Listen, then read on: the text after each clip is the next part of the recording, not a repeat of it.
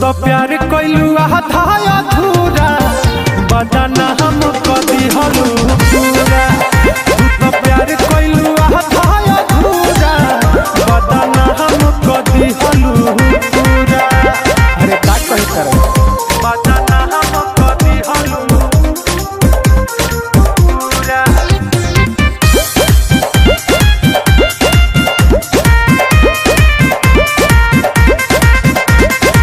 हमरे न रहे मरजिया खाली तू तरलू फिदा हम पे सहत बानी अकेले दरदिया मरहम लगावे न केहू जखम पे।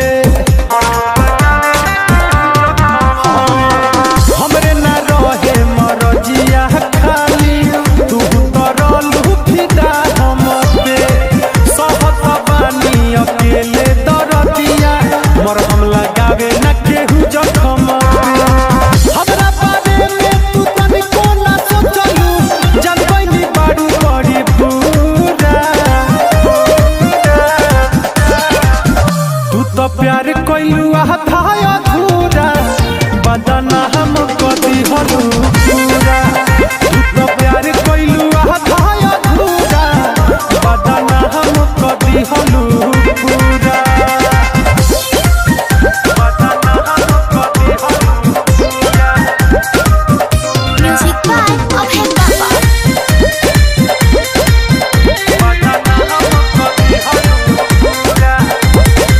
सारा सपनवा माटी में मिलैलू सुन कहता दीपकवा हो टूटी के दिल चकना चूर हो गइल ऐसन तू मरलू धक्कावा हो।